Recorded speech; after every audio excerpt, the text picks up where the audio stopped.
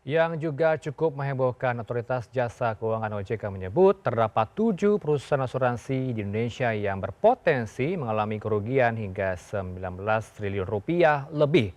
Perusahaan tersebut kini masih dalam status pengawasan dan berpotensi mengalami penurunan nilai manfaat karena masuk dalam penetapan status intensif dan khusus. Lalu seperti apa kondisi industri asuransi di Indonesia pada saat ini? Berikut ulasannya untuk Anda.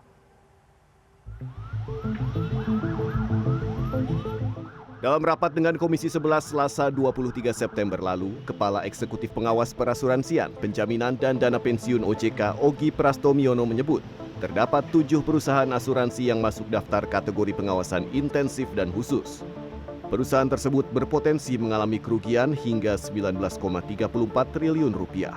Berikut penurunan nilai manfaat bagi pemegang polis sebesar 52,91%.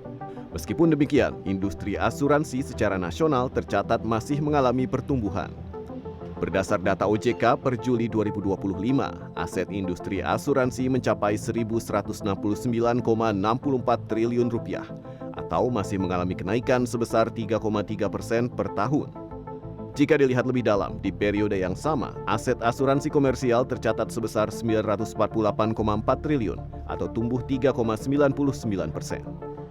Secara umum, permodalan industri asuransi komersial masih menunjukkan kondisi yang solid dengan industri asuransi jiwa serta asuransi umum dan reasuransi secara agregat melaporkan risk-based capital atau RBC masing-masing sebesar 471,23% dan 312,08%, yang berarti di atas threshold sebesar 120%.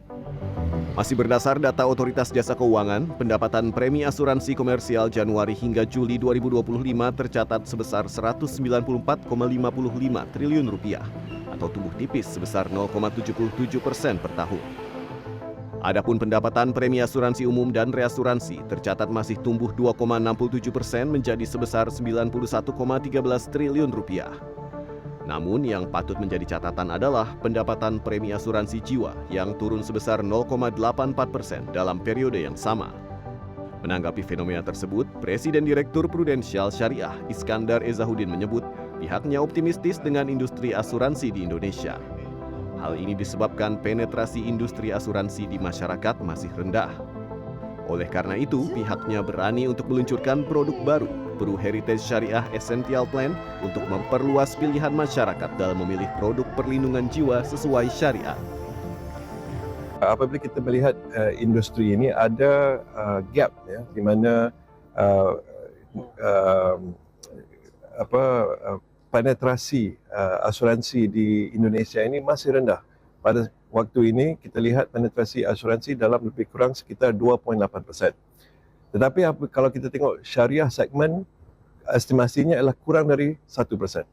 Nah, kenapa ada kekangan ini? Kenapa ada gap? Faktor utama ialah kekurangan produk yang sesuai dengan kebutuhan masyarakat.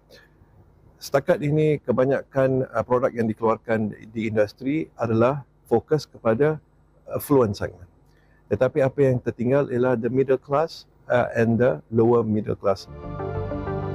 Sementara itu, Presiden Komisaris PT Asuransi Jiwa BCA, Christine Setiabudi menyebut, terjadi fenomena tingginya klaim asuransi jiwa, khususnya asuransi kesehatan yang dimulai setelah pandemi COVID-19 turut andil dalam menekan industri asuransi.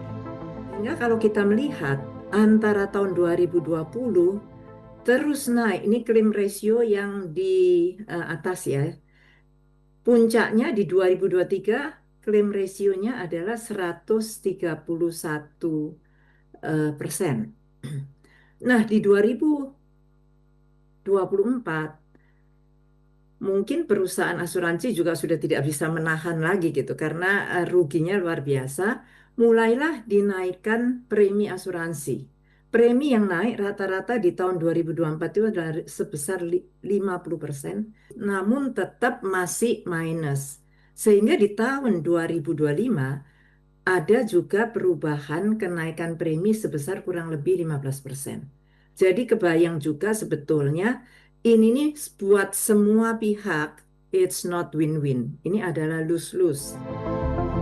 Selain asuransi komersial, berdasar data OJK per Juli 2025, asuransi non-komersial yang terdiri dari BPJS Kesehatan dan Ketenagakerjaan, serta asuransi ASN TNI Polri tercatat masih mengalami pertumbuhan tipis secara tahunan. Adapun total aset asuransi non-komersial tersebut tercatat mencapai 221,24 triliun rupiah atau tumbuh sebesar 0,44% secara tahunan pada Juli 2025 lalu. Agung Happy, Maranatha, Jakarta.